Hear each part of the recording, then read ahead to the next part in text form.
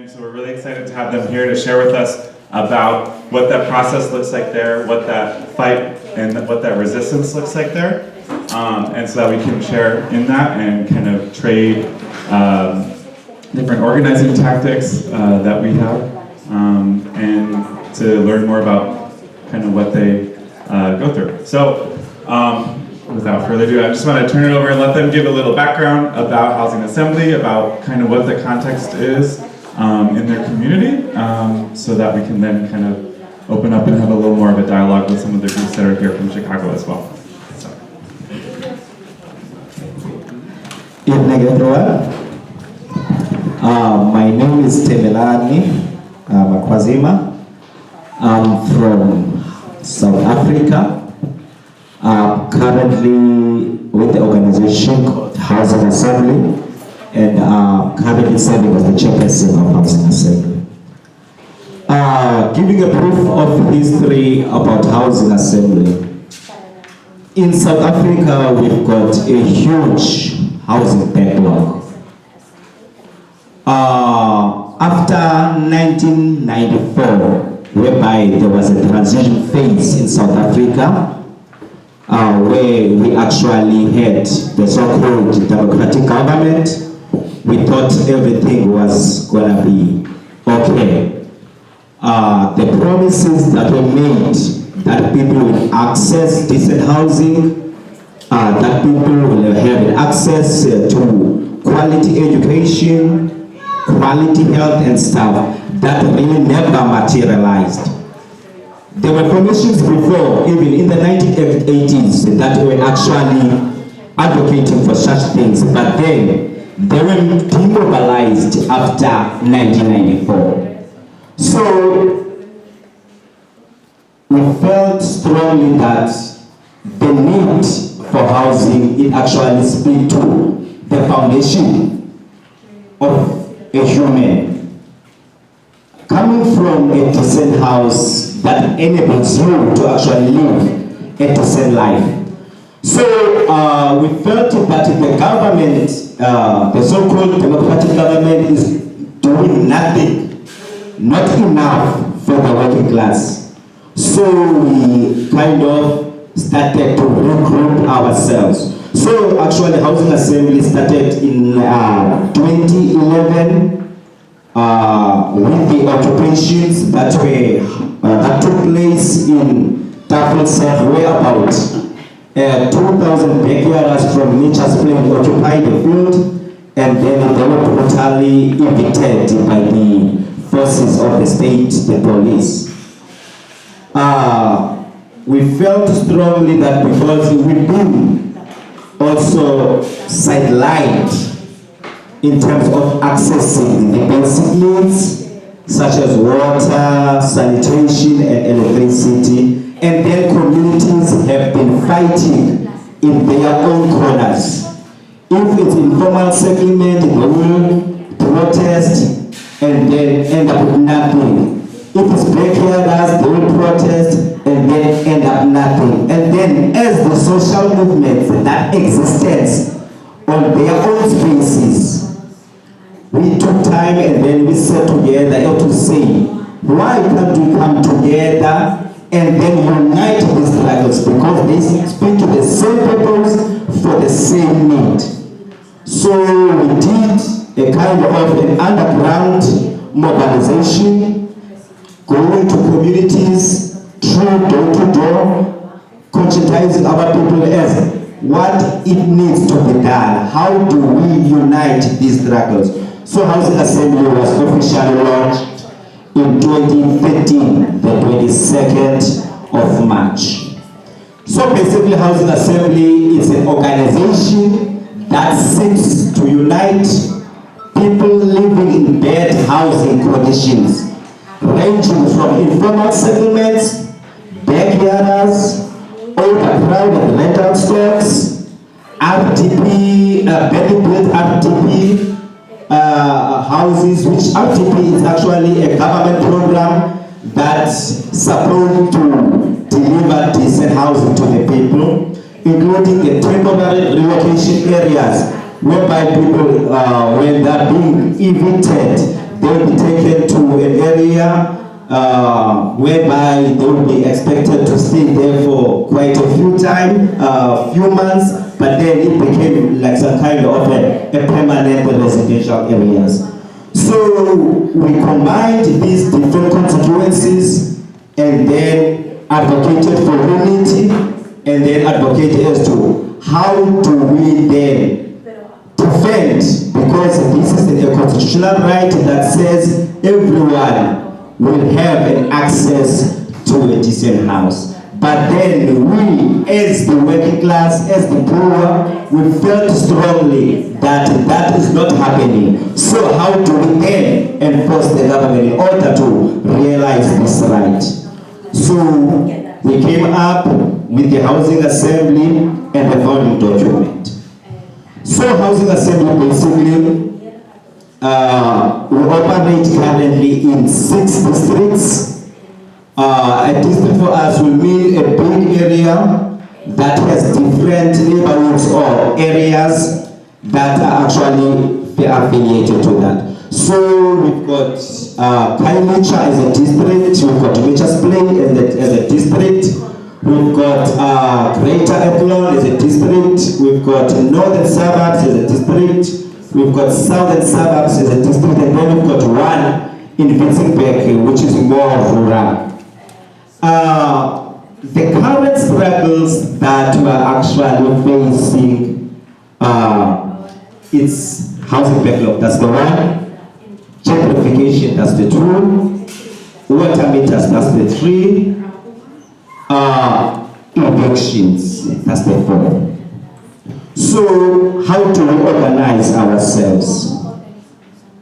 As Housing Assembly, we've got our campaign strategy, because we strongly believe that education to struggle is key. You cannot come and impose what you think to the people, but then it should come from the people, because people are actually the people that are feeling the pain. Whatever that they think is good for them, it should come from them. Not leaders of intellectuals imposing the what they think is right.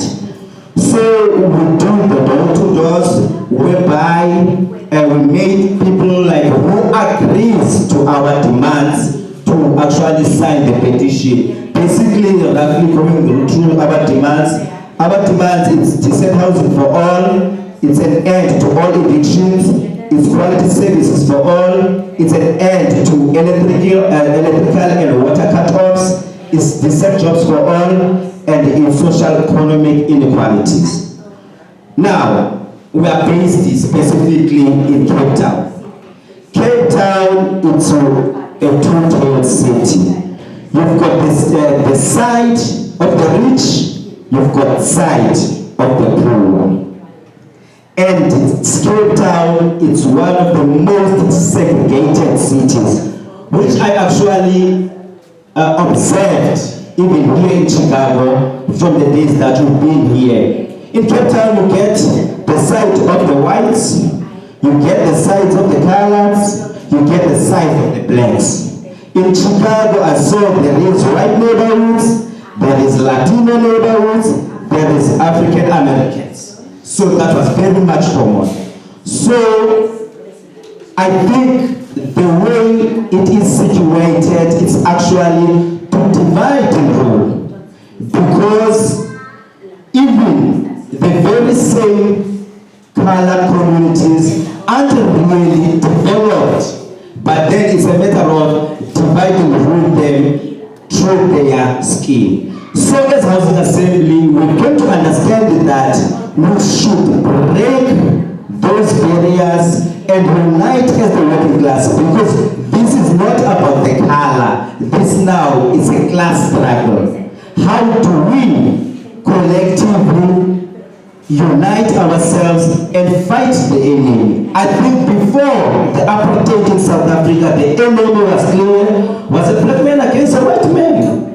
And then the Indians of colors were in the same camp because we were oppressed in the same way. Though maybe others where there was some kind of brush thing. But then, in our days, the enemy is not clear because it's invisible. It's the system that actually the apartheid has imposed and installed in our minds. South African land, it's mostly in the white monopoly capital.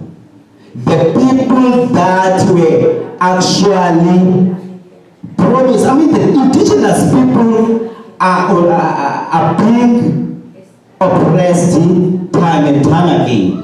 So we're facing very much evictions. Now currently there is so much evictions taking place in Salt River and Woodstock area, whereby it is another form of apartheid of forced removals, but then now in a way that is very much camouflaged, whereby the private property developers will buy properties and develop them and then put up the rent. They do that deliberately so that those that can afford, they must be out of the city. What the government specifically in Cape Town is doing is taking the poor of the poorest to the outskirts of the city. Just imagine a person that earns 500 rands. I was speaking the rands because in South Africa in rands. That person has to support the family.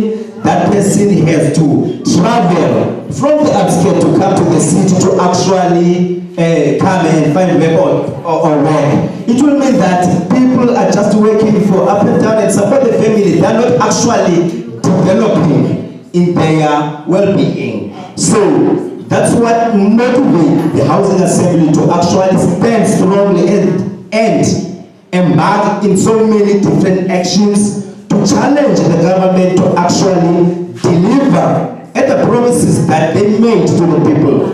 Then there is one thing that it's happening. We are being seen as fools when it's about elections around the corner. They will come giving us so huge promises because they actually understand the problems that we are facing. Going into informal settlements during winter, they know for the fact that there will be flooding taking place. In summer, they know for the fact that there will be shed fires that are taking place. But then when they're on power, nothing really materializes. So as Housing Assembly, we are against the capital monopoly. We actually want a just society whereby everyone can live free without oppression. There are so much inequalities that are happening, whereby we'll find out that even at workplaces, I think Comrade Kashifa will speak to that, whereby you are being paid according to the color of the skin. So we feel strongly that Housing Assembly is actually the platform of changing the situation. So as Housing Assembly, we organize these different constituencies, we organize them under the campaign for decent housing for all. The campaign has grown bigger than us. And last year, I remember September when we were at the globalization school, about 150 comrades nationally, meaning in South Africa, and few from outside the country, from Zimbabwe, Mozambique, and there were 2 from the United Steelworkers Union and staff. So there were about 28 organizations that endorsed the campaign for decent housing for all as the national campaign. So now we are speaking of this campaign now as no longer a Housing Assembly campaign, but then as a national campaign that people have seen as the will to actually make the needs and the demands of the working class to be realized. So I won't speak much on the challenges unless, because I think it's going to be an interaction, so other things will come out as I speak. Thank you.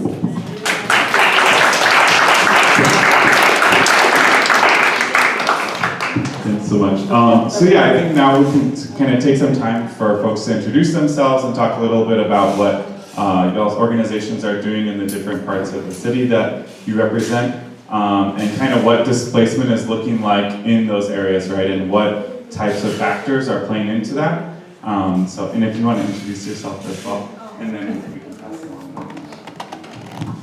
Good evening, comrades. My name is Ahmed, and I'm also from South Africa, in Cape Town, and I'm also a member of the Housing Assembly. And I'm the one who's organizing workers to join up with Housing Assembly, because it's important that we have the workforce join up with Housing Assembly. Because at the end of the day, it's those low-paid workers that are the ones that suffer, that can't even afford to buy a house. So being mobilized and getting them organized within the Housing Assembly, well, I think it will make the organization much stronger if we are united. Amanda.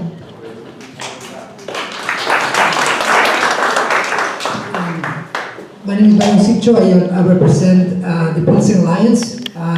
There's a Pilsen Alliance is a grassroots organization that is actually born out of a housing assembly. That's how the organization started 20 years ago. The organization obviously has grown not only to worry about housing, but looking at the disinvestment in poor communities as a more broader systematic problem that has to do with capitalism. It has to do with the oligarchy that creates policy that only favors the super rich to dispossess and accumulate capital for the super rich at the expense of the very poor. The Pilsen Alliance empowers the working class, the working families in an iconic immigrant community in the southwest of Chicago. There's no secret that, like the brother and sister have said, like in South Africa, there's a lot of issues with, like in Chicago, about policy about segregation. Chicago is one of the most segregated cities, it still is, and it perpetuates these policies through a political, economic, and social system that has live nothing by choice, nothing by coincidence, that is drafted with policy, with politicians, that it has created a very unhuman system where housing becomes a luxury, it's not a human right anymore. So from that premise, we have, as I said, we do not come from like academics or the top to bottom approach, but we come from a small organization that empowers residents, neighbors, moms, immigrants, in an immigrant and working class community that has struggled with this issue for a long time, but in the last 10 years have seen a drastic change of epic proportions. A community of about 35,000 people have seen almost 10,000 people displaced, 5,000 people evicted. So these are massive numbers, and it's not, one, is not a coincidence, and two, is not inevitable. There's a lot of things that can be done, even though this is a global trend, even though this is a national and local trend, but there's a trends that are done with a system that needs to be challenged. With the majority of people affected by it, is not acceptable that we allow a very small minority to rule. So the Pilsen Alliance has done this work for almost 20 years, and we are happy to be, I think we see each other quite a bit, with some people on the table. So I think it's great to see the connections with other people across the world, and I think it's great to have these exchanges and how we can create policy that really empowers the most vulnerable. Thank you.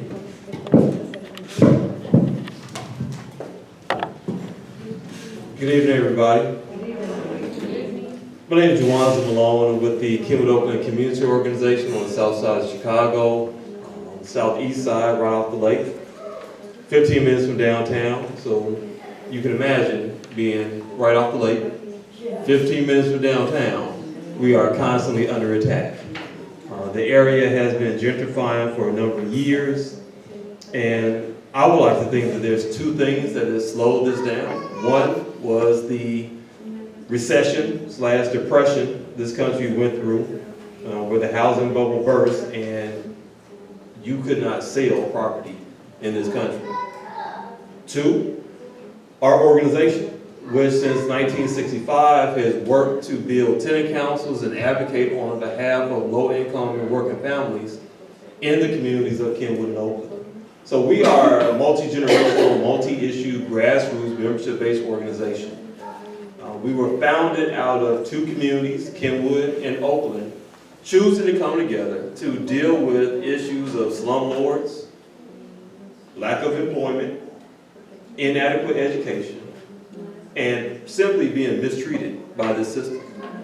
And 52 years later, unfortunately, we're still dealing with those same issues.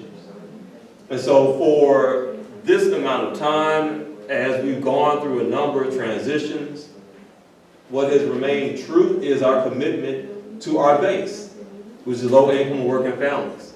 And so when we look at housing, we see housing roughly split into three markets. You have public housing, which is for the very low-income families. You have so-called affordable housing that is meant to be for people to be able to afford, but unfortunately, most people in the city can't afford what's called affordable housing. And then you have market rate housing, which is for the oligarchs, the people who got all the money, who can live wherever it is they choose. And people like the governor of the state have 6 homes that they can just roam around to as they choose, right? So they feel like, you know what, I really don't feel like driving to the other part of town today. I'll just sleep in one of my 6 homes on this side of town. And so all that works together to displace people from the neighborhoods where they've lived for generations. In the Bronzeville area, from the Chicago Housing Authority's plan for transformation, we lost 4,000 units of housing. 4,000.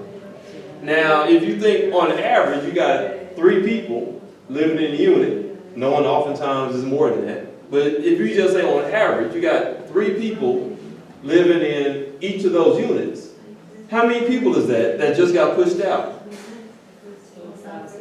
12,000 people that just got pushed out of the neighborhood. Now that was a result of the plan for transformation, just public housing, right? So roughly that policy ended, or all the units came down by 2004 in our neighborhood. So you fast forward another 15 years, we've not only just lost the public housing units, but we've lost the so-called affordable housing units that existed in that area. Right now, there are single-family homes on the western part of Bronzeville that are going for $700,000. Who can afford a $700,000 home? I can't. Anybody in here can? Raise your hand. If you raise your hand, I'm mugging you after the program. I'm sorry, that's what I'm telling you. Can you edit that out?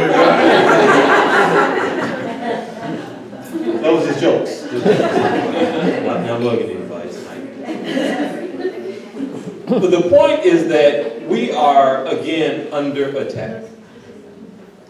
When we launched this campaign that some of our colleagues on this panel is involved in to bring rent control to Chicago, it was after we kept hearing stories of people being pushed out of the neighborhood simply because they could no longer afford to pay their rent. As wages have remained stagnant coming out of the recession, the only thing that's going up is the rent. So we have an 83-year-old woman who's lived in her home most of her adult life, raised her family.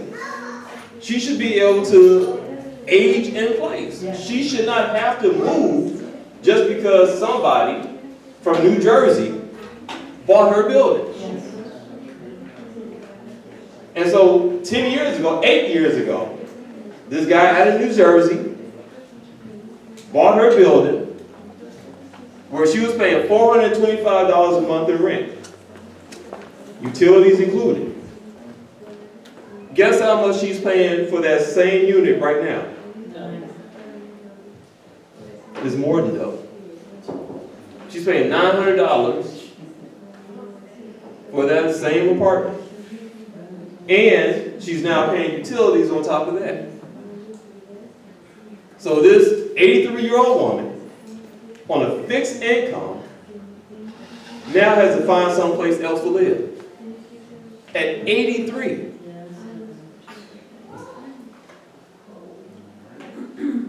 And so we launched this campaign with the help of our friends here because it's just not right. Why is it that somebody from New Jersey can come into Chicago and reset housing costs? Because that's what's happening. Anthea's Capital came in, bought up a bunch of buildings, and across the board raised the rent. And so now to compete in the market, everybody else has done what? Raised their rent. And so the fabric of the neighborhood is changing. And so it's not people who have meager incomes. It's people who can live anywhere they want to. And they're choosing to live in a neighborhood where people have died fighting for their right to live with dignity and honor. Our organization fought to get King High School built back when the old high school was overcrowded. Fought to get a free medical clinic in that area. Fought to bring the first new affordable housing units to that area that had been there. But now, you get a president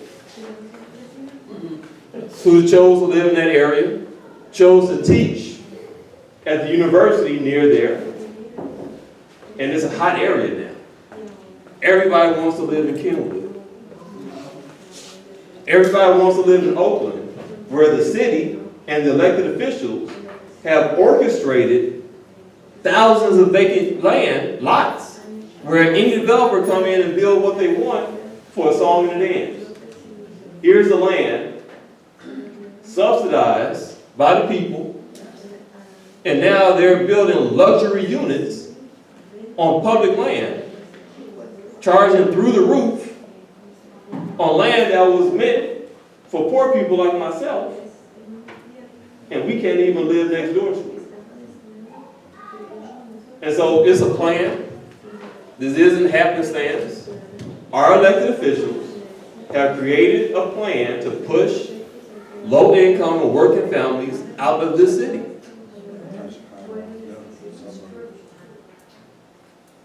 And so from 2000 to 2010, according to the U.S. Census, and I'm going to shut up after this, 180,000 black people left Chicago. Now it's ironic considering we fled the South to come to the North hoping we will have opportunity, and now we're forced to flee Chicago, again in search of opportunity. And statistics are showing that in the 2020 census, we're going to see that same number of more black people leaving Chicago. Now, we aren't talking about low-income Latino, low-income white, low-income Asian, low-income anything else. That's 360,000 black people just gone. And in a city of 3 million people, 1 million of those people used to be black. And so we're not just talking about the turnover of housing, we're also talking about the turnover of political power. We're talking about a turnover of economic opportunity. So housing connects to education, which connects to public safety, which connects to economics, which connects to everything. Housing is fundamental to our existence. And so as we see that being uprooted, what are we left with?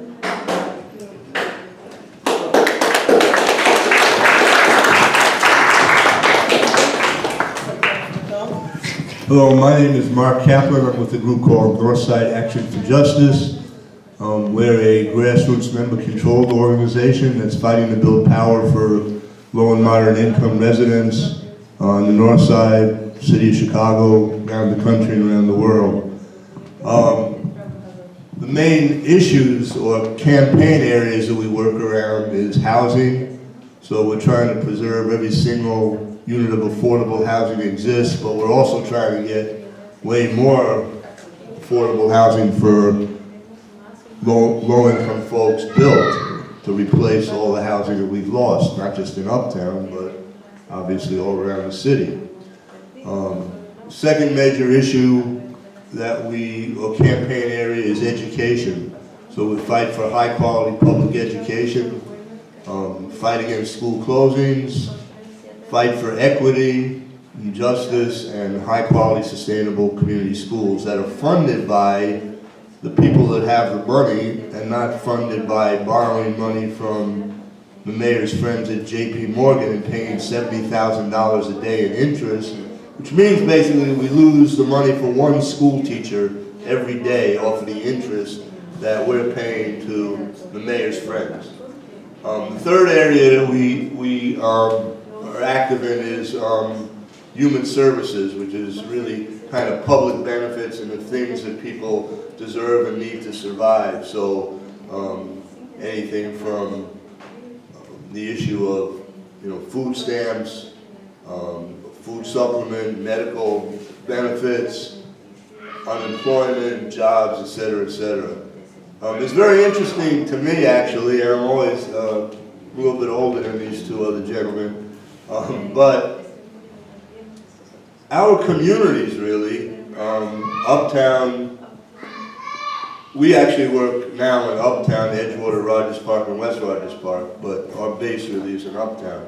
But our communities, Uptown, Kenwood, Oakland, and Pilsen, really have been working together since really the mid-70s. And I think as both Byron and Jawanza have said, I think we have to understand that this isn't just an economic strategy, it's a political counterinsurgency strategy. There was people that run this country and run this city had a major problem after World War II, which really was that the cities were occupied, most of the people that lived in the cities, right, were working people, low-income people, people of color. They knew, they're kind of always 20 years ahead of us. So they knew back then, right, like in the 40s, 50s, they knew, one, that they were going to deindustrialize, and they knew that that created a major problem for their centers of control, really, which are really the cities, or the centers of capital, right? So really, they got together like back in the 60s and developed something called the Chicago 21 Plan.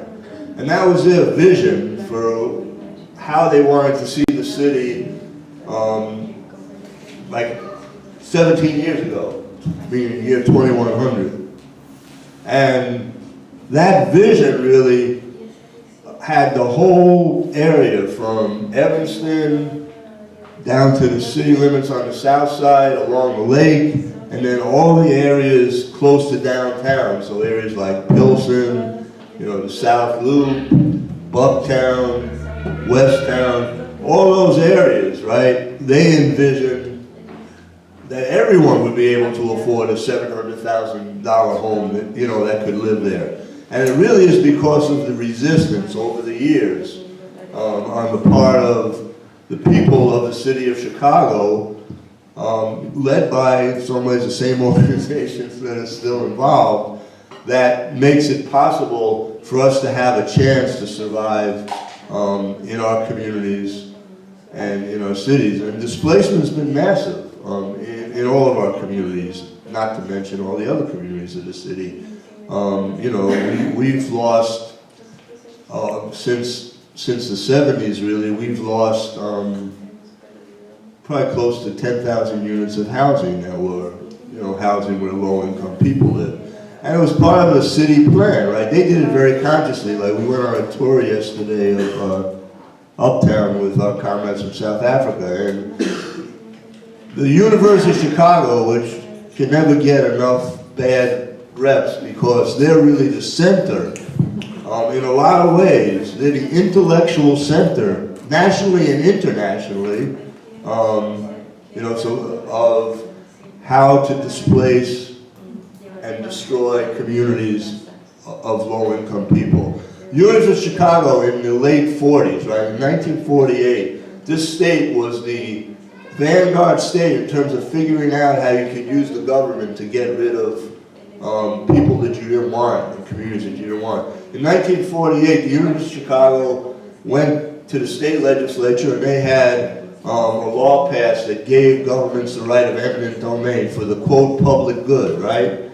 Well, we know what the public good has meant in our communities. The public good has meant in Uptown that we lost 1,600 units of housing for Truman College, right? Public good meant that we lost 450 units of housing for a public health center and a school that wasn't built, but 10 years after they tore down all the housing and enough people had left or been forced out. So we understand that this is not, this is economics, but there's a real political strategy here to push people out so that they can do what their vision of the city is. And bless his heart, our mayor is very, he's the poster boy for this, but he admits it, right? The thing that's good about Ram is that he has such an ego that he isn't shy about saying that, yeah, we're going to make this into the tourist capital of the world. We're going to have Hollywood, in Chicago.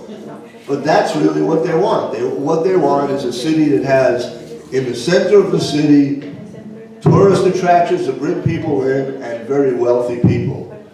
And then they can control it politically, and we'll all be, just like everywhere else, on the outskirts looking in. So I don't want to take up any more time. I'm sure people have a lot of questions, and we really thank you for sponsoring this.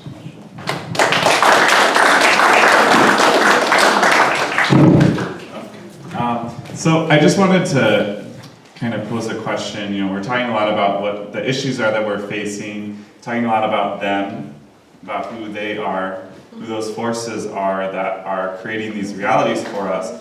So I wanted to see if we could spend a little time talking about kind of who they are, but also what are the tactics that we in our different realms are using to fight back and to resist. And what have been tactics or organizing tools or ideas that have really resonated with people in our communities, and what's been effective in helping us win power for people who we work with or to fight against displacement.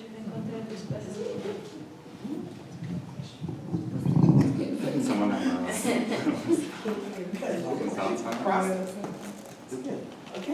yeah.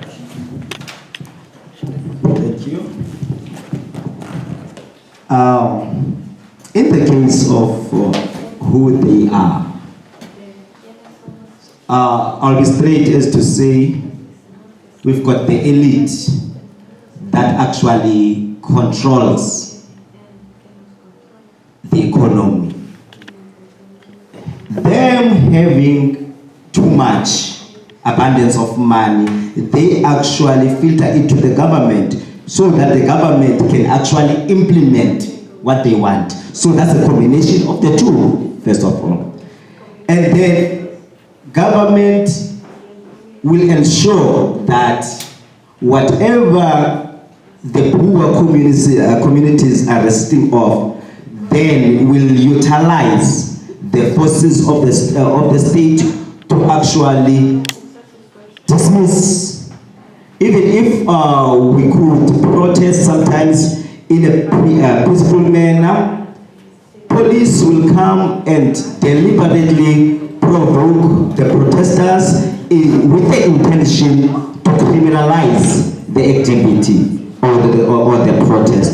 So those that are in power, the white monopoly capital in partnership with government, are the reasons that we are suffering on the ground. So us, in South Africa, and then speaking of the campaign for decent housing for all, we are actually using the campaign as a tactic to actually organize the working class on its entirety, because we strongly believe there is nothing that we will realize under the neoliberal capitalism. So it will mean that we have to educate our people, and then they could actually come up with an alternative form of governance rather than the neoliberal capitalism. Because in nowadays what we see, the government is actually against the poor and he's with the rich, because it's all about money-making scheme. As my comrade has said, the housing now has changed. Housing basically it's a need, but then it has been commodified in order to make profits. So how do we turn that around? So it will mean, it will be through the consciousness of our people, seeing how the government actually exploits and oppresses the poor. Because in South Africa, the poor gets poorer and the rich gets richer. So then it will mean the real core issues won't be addressed under the neoliberal capital. It will mean that the working class has to come together and actually fight and resist, even if it means that we should overthrow the neoliberal capital government, but then it should be the interest of the proletariat. Thank you.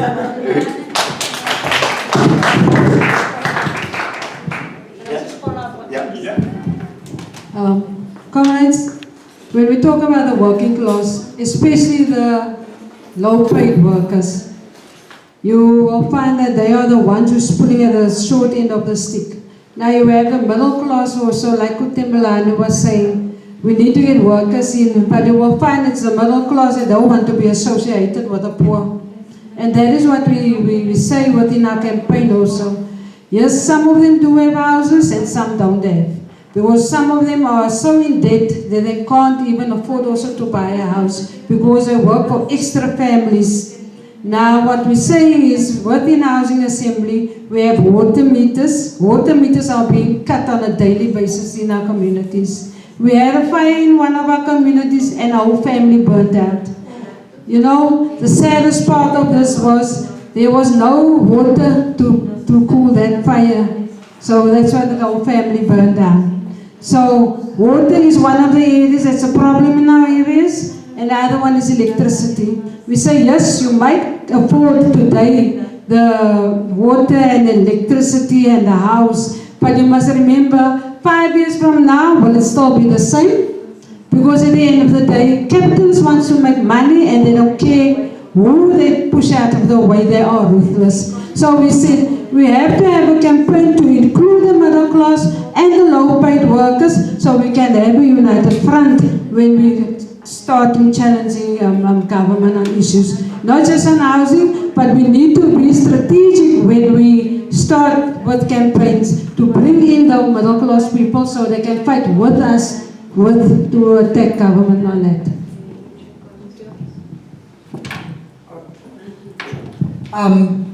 So I think the description of who the 1% constitutes, I think, and the consolidation of this 1% now in the precedent of and we cannot leave the room without seeing that consolidation on the current precedent of this system has worked for so long under these facades of a democracy. But we have seen the consolidation of what it takes for a billionaire to be in office and the horrific effects of that. I mean, just yesterday there was an announcement of DACA, right, being taken away, and it was more outrageous attack on the most vulnerable. So coming from an immigrant community, I do think that it's very important not only to identify, but be very clear, because there's a lot of wolves dressed as sheep, right? I think the president before, it wasn't that much, even though there was obviously a big difference, but the system has worked, without much control. There was some regulation, yes, but the regulation didn't go near as far, not even near where we should be in order to have an economy that works for the human being and not the other way around. So when we see, and we have not learned our lessons, I mean, it's almost an aberration to see that after the crash of the market, that we don't understand the housing is not made to profit, to make 150, 200% profits. It makes no sense, right? I think there's no reason. I think that everybody, like in our communities, will tell you that it's an investment on a community. And the people don't want to leave, we don't want to leave that community, like as the ones that many people say, that's being built over generations. That means that you build your schools, transportation systems, you have your social services, your churches, and that very social fabric now is under attack by developers, big corporations, and politicians who could care less about what that social fabric is or means for people. So what we have to understand is to make sure that we raise awareness of who these people are and what do they do, what it means. Because right now there's a narrative that said that not only this is an inevitable trend, but almost like gentrification or displacement is actually a good thing. It is incredible how we can see, and if you can take any of these people, right, to an eviction court that takes 30 seconds. It takes 30 seconds to change completely the family's future, a family's present. We literally have seen how developers, without much even respect of their own laws, go and evict families by putting their own stuff outside their homes. Like we were animals, right? And we have no rights. It is incredible the audacity of these people. And they convince us that makes sense, that brings investment, that brings safety. It is incredible the audacity of this system to perpetuate this system and also portrays themselves as the saviors, right? As the white saviors, as the saviors, as the colonizers that come and make you say, well, this is actually a good thing for you. You know, so I think that we have to not only raise awareness but learn how the system works. One of the things that we have identified as an effective tactic against developers that come in and think that they can get away with anything is the public shaming, right? Of identifying not only by, because now they have limited liability companies to protect their names because they know what they're doing. So we go and we look up exactly by name and last name who these people are, right? And we go to their houses and we go to their companies' headquarters and we show them what they're doing and what they're doing to their families. So, and we also have to not only shame them, but show them the economic implications of their actions, right? So I think that through pro bono lawyers, I think that through organizations like Lawyers Committee for Better Housing, right? We make sure that we, at the very least, make a nightmare of that process. As they make a nightmare for our families, we gotta make a nightmare, make a lot of noise so they know who we are, right? So in order to evict families, they have to spend a lot of money, make it very difficult. Because if we just sit and watch, they will continue to do it with no remorse and no shame. So not only the shaming of public shaming who they are, but also make sure that we hit their pockets. Because that's really what they're afraid of and that they don't like, when their pockets are hurt. So we go to court, we make sure that we go to the extenders, and the laws got to be reformed. Right? Because the eviction laws in Chicago, are draconian. These are laws that are decades, almost centuries old.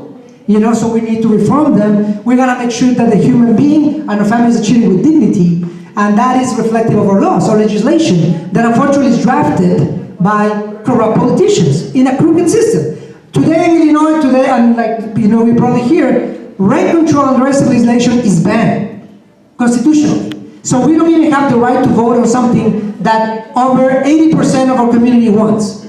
So we are subject to speculation. We're subject to having the $800,000 homes that just pop up out of nowhere, right? But it pop up with the complicity of our authorities. So we also have to make sure that we hold our government accountable, right? So we have inspectors that go and target homes. They go and target people because they want those properties. They make sure that they force families, they force small businesses to sell. And they turn around and make outrageous amount of money. How is that fair? is that free market, as they call it. It is not free market when you have all the information and all the advantages and all the laws and all the politicians on your favor. So I think, as we call our government accountable, right, these inspectors accountable to see to expose that they're in cahoots with developers. And it's real, and it's not conspiracy theory. It is a real thing that happens in the city on a daily basis. So we need to expose the corrupt government, the corrupt developers that keep saying about the free market and the wonders and how, the philanthropists there are when they give some sort of donation, right? But they don't know abide by the law. But the law is very, very harsh with the poor. When you go to court, when the police harasses you, when the police make sure that the safety is for those who come in and profit. But they could care less about those who actually have built these communities. So, from the tactics of understanding, hold people accountable, and ultimately take power back to our communities. Because we cannot, when our communities are when our voting turnout is so low, it is obvious who's going to get in office. It is obvious, So, Trump winning 26% of the vote? Yeah. That's not democratic. And how is that even possible? Or Rahm Emanuel, winning with not even close to 40% of the vote. Right? Or Rauner, or whoever is in office. So I think it has to go with accountability, organizing, grassroots organizing, because the narrative is not only this inevitable, but I almost like say, well, you should not, people should not be involved in politics. That is just only for the rich and the powerful and the people who understand politics. But the politics are very clear how well they're working for a very small minority, an elite. So we want to make sure that our community also civically engage and get real representatives that actually are going to advocate for our communities and not for those who pay for their campaigns. That's right. So I think that there's a multiple layer, and also I would lastly would like to say that this cannot happen in isolation, and I think that's something that we have to overcome. How people are so worried about grants, and so people are worried about the egos and the credit and all this. It doesn't freaking matter when we see so many people being hurt by the system. And we have to learn to work with one another. I'm very proud to see how, with ATU, KOCO, Northside Action for Justice, and many other organizations, to work with coalitions that are not only local, that are national, and hopefully global. Because these trains are destroying cities across the world. And I think, as we hear, from our brothers and sisters and our comrades, let's learn from these different tactics. Because they have learned, I tell you, we have seen how sneaky they are. These corporations that come and protect, and they have the lawyer after lawyer after lawyer to get to them. So we have to learn how to make sure to get to them and to get to the problem through the developers, to the politicians, and to the grassroots organizing that really empowers residents for real change.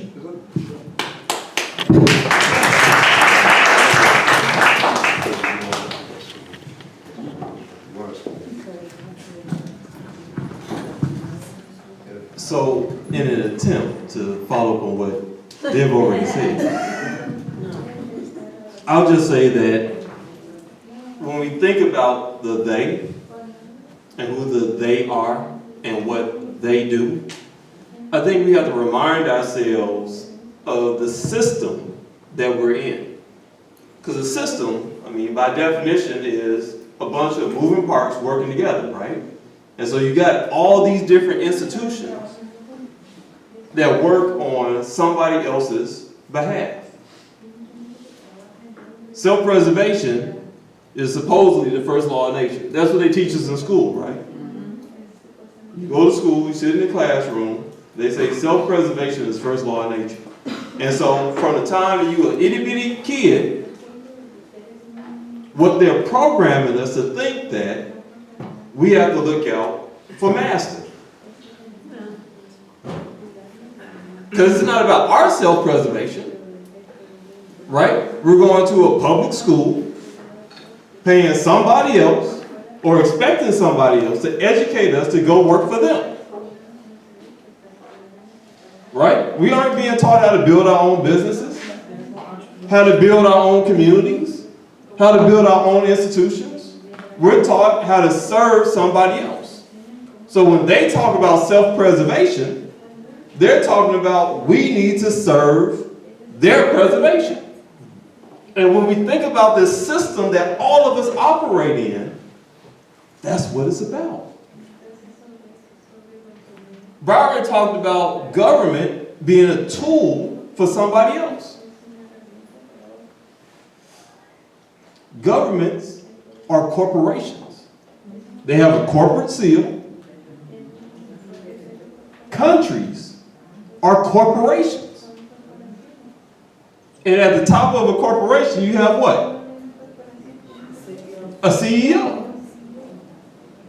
So that means the presidents of these countries, the governors of these states, the mayors of these cities are managers who have to answer to somebody else's interests.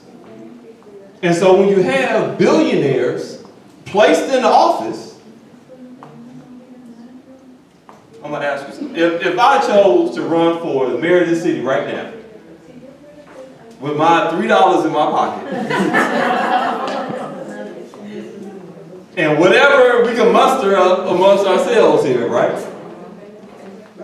Am I going to be competitive in a mayoral race? No. We won't even know that. Say what? We won't even know you running. Right. I'm not going to give you any airtime. Nothing. It doesn't matter how well I know the issues. It doesn't matter what my track record has been. What it is about is who the media, who the different sort of gatekeepers are in the system, and how they feel I can or cannot serve their interests. And so when we think about the they are the people who serve the interests of those who would choose to have us be their perpetual slaves. And I'm not, when I use the term slave and master, I'm not just talking about black people or white people. I'm talking about a system of globalists, people who do not respect national, state boundaries, people who can live anywhere they want, people who can travel anywhere they want, people who can literally do whatever it is they want because they control the institutions that we believe have actual power. The power these institutions have are the power that we give them. When a developer puts my stuff out on the grass and I got to go to court to justify why the developer shouldn't have put my stuff out on the grass, who am I legitimizing? I'm not legitimizing myself. I didn't pick my stuff up, put it back in the house, and knock the landlord in the head for taking my stuff out. I'm going to another institution to say this institution that you legitimize just did me wrong. And so the only way we're going to be able to change that is to begin to transform our understanding of who we are and who they are. We have to recognize that we have power. We have power. And if we don't use it, you lose it. We give our power to other people every single day, all day. But they can't function unless we give them the ability to function. By disrupting their ability to do business, you begin to influence how the system works. If they can't go about business as usual, they got to figure something else out. If that means placating us, give them what they want. They'll get tired. They'll go do something else. We'll go figure out something else to do to get what we want. If you got a smartphone, Google Casa Aslan right now.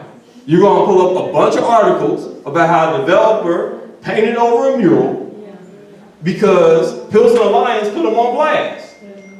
And so now he's like, hey, we're friends. You know what? I didn't mean to, erase your history. I just wanted to make a nice building.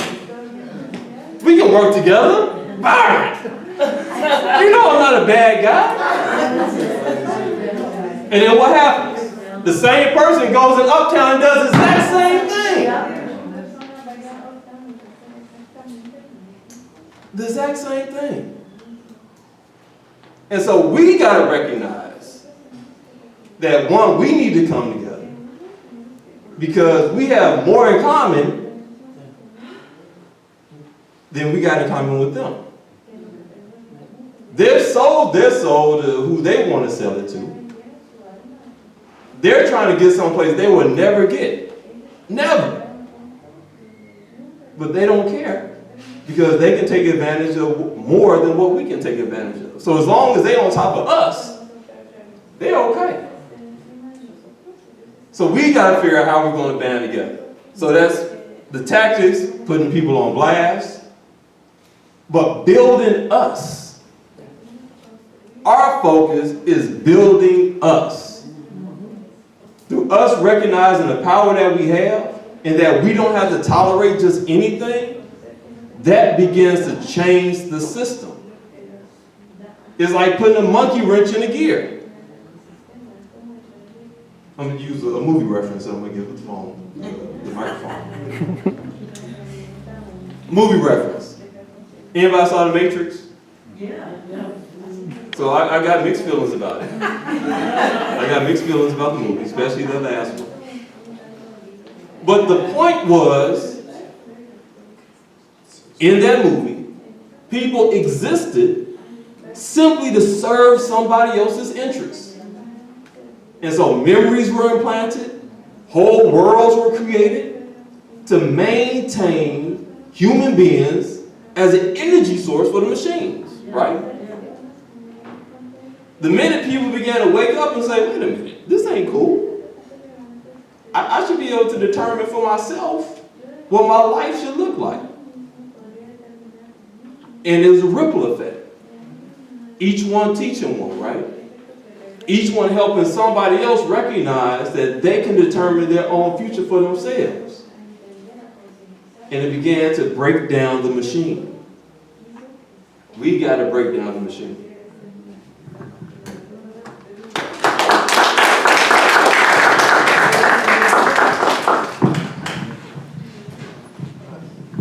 I think my comrades have given a good analysis of who the they is, so I won't go into that. I guess I would want to talk a little bit about kind of tactics and things that we've done over the years and are still doing to fight gentrification and build people's power. So we've always used kind of three major areas. So we use or take three different types of action. We use direct action, legal action, political action. And it all involves organizing. And I think that part of it starts with, because we have to survive as communities, right? If we're going to build power. We can't build power if another 600,000 people are moved out of the city and or out of our communities.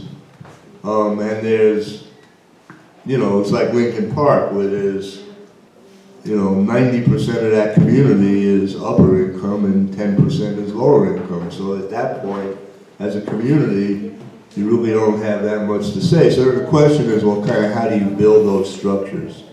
So we've done a number of different things, but I think that relevant to this discussion in a lot of ways is we're real big on trying to build tenant associations. And part of that, it also has to do with what kind of housing you have and what kind of rights you have. When I talk about legal action, part of that is kind of figuring out how to use the rights that really were won by people over the years to be able, to our advantage, and how to maintain and build structures. So, for example, in subsidized housing, there is a legal right. Every person in subsidized housing of any form has the right to be part of or be represented by a tenant association. And we've found over the years that if you can bring people together around that, you can build a whole lot of power. And you can not just defend, but you can transform buildings. So for example, there's a building in Uptown, now they call it Lakeview Towers, I guess. Used to be called Twin Towers back in the day. But this is a 500 unit building, right? That because tenants organized, those 500 units are now owned by the tenants.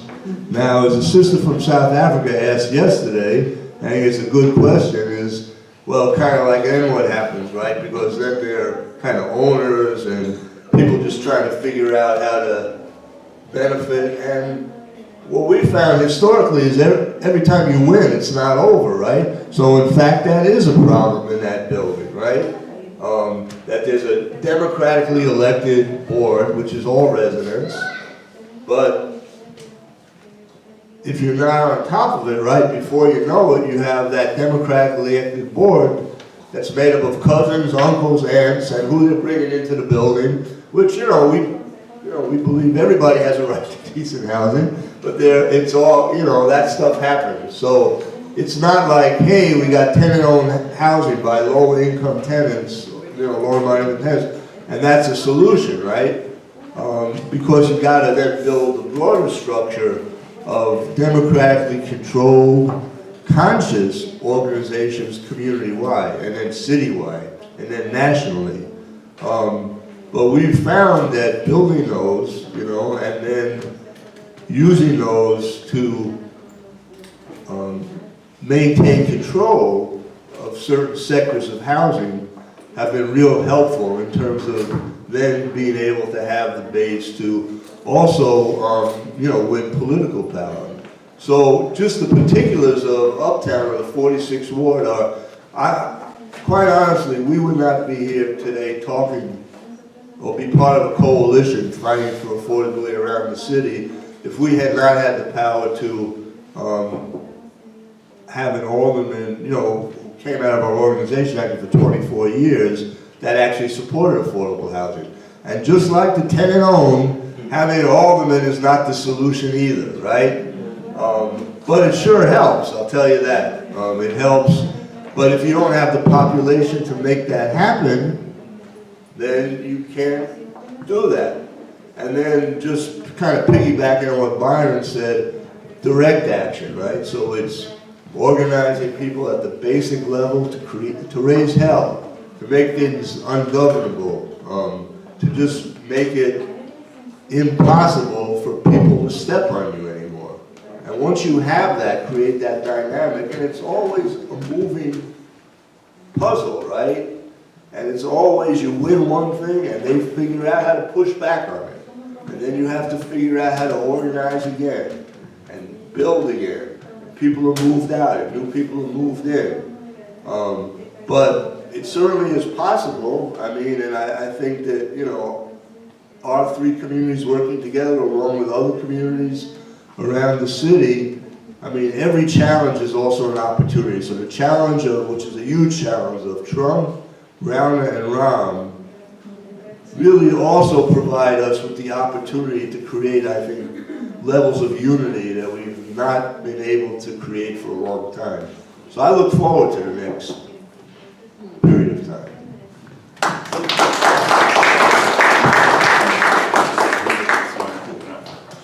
So just before we go to open it up for questions from everybody, I just want to go back to Rahm Emanuel for a second. Mark brought him up. So who is Rahm Emanuel, right? So the chief fundraiser for the Democratic Party became mayor of this city without being a legal resident, right? So again, talking about how people move levers to put in power who they want to put in power. You all will remember after the Quan McDonald video came out, there were national publications that were questioning whether or not Rahm Emanuel should remain the mayor of the city of Chicago. Anybody remember that? Yes. Now, this was the darling of national media. Right before that, you have national publications praising Rahm Emanuel. calling him the new Maverick, basically greasing the rails for him to become president of the United States. The turning point came when a bunch of parents and grandparents on the south side of Chicago led a hunger strike for 34 days that began to weaken Rahm Emanuel's public image. Because people from around the world were asking themselves, why is this great man allowing these people to starve themselves simply because they want a high school in their neighborhood? That's the power of people standing up, not going for anything. That weakened him, so when those young people got in the street and said, this city ain't operating until somebody's held accountable for that young boy being murdered in cold blood, national media began to respond to what we were doing here in this city. Now we let up, he got a second win, but that don't mean he's gonna stand forever. And it's up to us to make sure that he does it.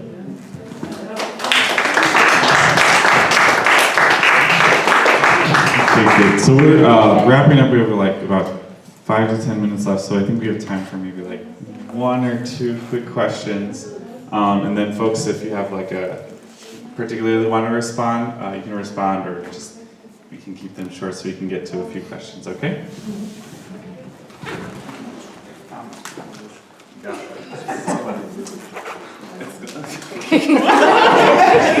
How y'all doing? My name is Ashley Miller. I'm a current student at UIC. I'm studying criminology, law and justice, with a minor in social justice.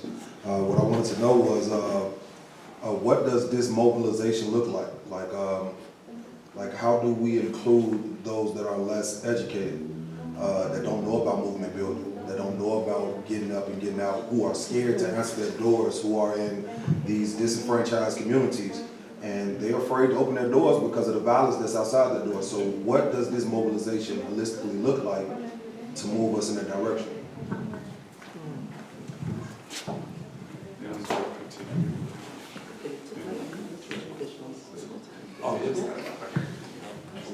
So quickly, tell me your name again. My name is Ashley Miller. Ashley Miller. All right. So Ashley, I was told a long time ago that everybody knows when they got a boot on their neck. The difference is whether or not they think they can win the fight. And so I think our job is helping people realize that we can win by having real fights that result in real victories that people can point to, and helping people realize that there is support. Like when we had seniors who live in the building behind our office, when they were being attacked, literally physically, mentally, verbally attacked by the property management, they were scared to death. Like, because they were like, all right, you keep that stuff up, I'm kicking you out. And they were kicking people out. And you get kicked out of public housing, where are you going to go? And so what they did was a small band of a few brave ones began to fight back. And they were retaliated against. CHA, the Chicago Housing Authority, CHA, the institution that's supposed to be for poor people, took these people to court because they were standing up and fighting back. And through the Legal Assistance Foundation, they represented each of them for free, fought their evictions, and each of them were able to stay in their homes. And them fighting back and winning emboldened their neighbors. And so now it ain't just that small band, but they actually have organized themselves into Involved Seniors for Justice. It's a crew that is spread throughout senior homes throughout the area, and they are kicking butt. But it's because you had this small band that stood up and resisted, and we had support to make sure that what CHA wanted to do didn't work. But it took that small group. It's not about how much education this guy is. It's all about how much heart you got. If you got a small group of people, 1 or 2 people, that's willing to throw some blows, you good. That's where it starts. My brother, you see, in the Housing Assembly, honestly, we've got roughly about 5 people that can read and write, but they are in leadership. Simply because it speaks, the struggle speaks to their experience. When we do the door-to-door campaign, it's not that I'm just there to give you a pamphlet. I'm there to spend some time with you, unpacking as to what makes you live like this. Because people, they actually see things happening, but then, and then they can see something is wrong. But then there is no one that actually unpacks. That's why we say education is not about the reading and writing. It's about the story sharing. It's about bringing those that can read and write together, and then they can share their experience. You that can read and write, you make a pamphlet of it. Then it becomes a mobilization tool of those that can read and write. So education, it's not like for me or for the organization perspective. It's not limited to read and write, but then it speaks to the experiences and then unpacking the issues that people are facing.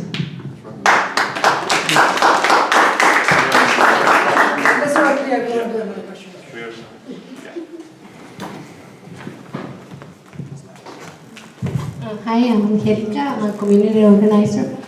I have a question about education, because to me, I mean, I agree with Byron. We have done a lot of the going against landlord, but it's a very short-term solution, and I get really frustrated. I mean, doing this for 10 years now, and we win the battle for like a month, they got relocation money, but then they're out of the community, they're gone. So what we do now, because my struggle is different from different people, right? So how I come with this common sense of fighting together, because the other thing I find very often is this divide, and that's the purpose. I'm Latino, nothing to do with black people. Black people are lazy, Latinos are illegal, they're taking our jobs. And people don't say like in front of you, but when they're saying that. And I don't know how I learned to be solidary with other people, but I want that for everybody. And how sometimes I feel I can't convey that message, and I don't know how. I don't want to say educate because I'm nobody, but how you bring us to people so we could decolonize our mind and work together to win that fight. Because at this point, to be honest, I think the ideas are great, but I feel like I need this magic solution that could give me the strength to keep fighting, because sometimes like, forget it, I'm just gonna stay here, and I'll live at home apart, so the prices are going up, it's like, I'll stay here until they kick me out. But how we do that, who has ideas, how we educate people, how we work together for some change, for real change.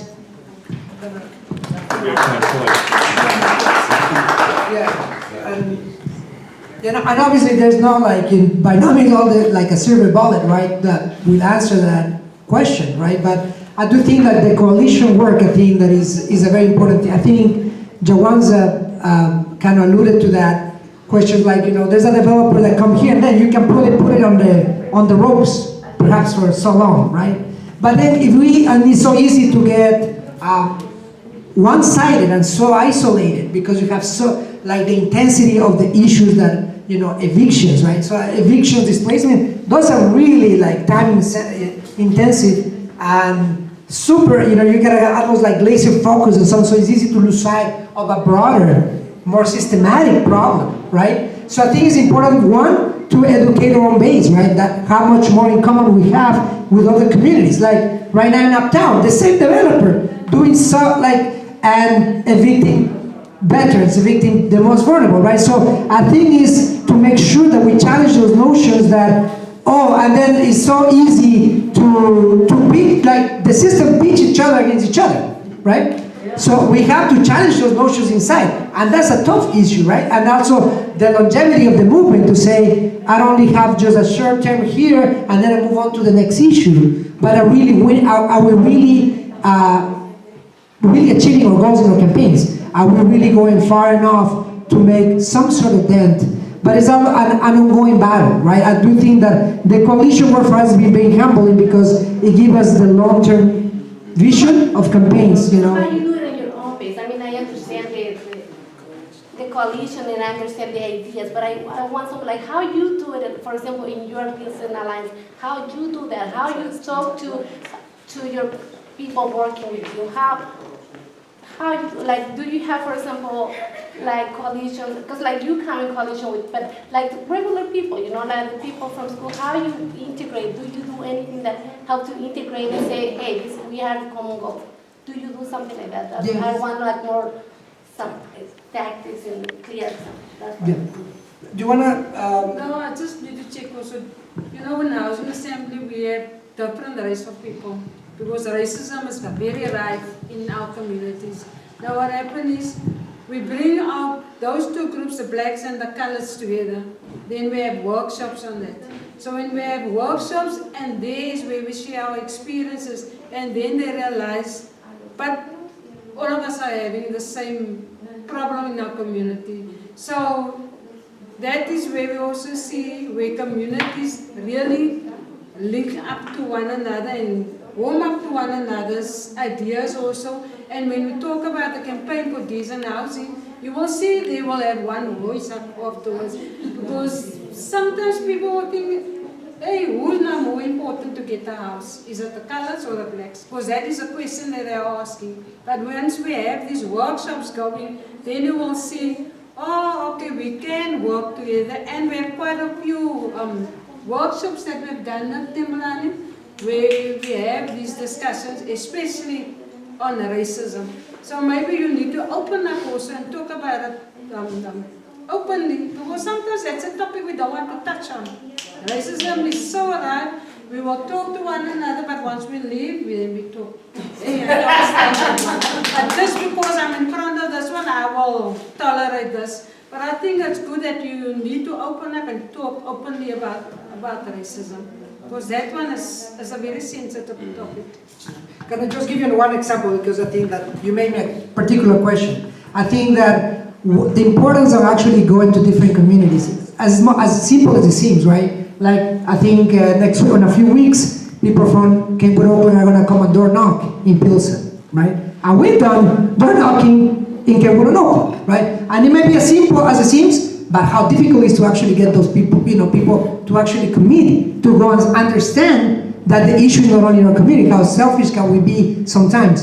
But you'll see how many people after that experience have a very different view of how many things we have in common.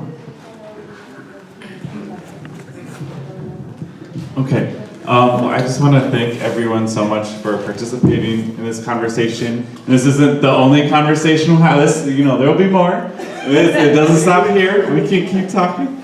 But yeah, I want to thank everyone for coming. Please grab food. There's a lot. And yeah. Thank you so much. Oh, great. Thank you.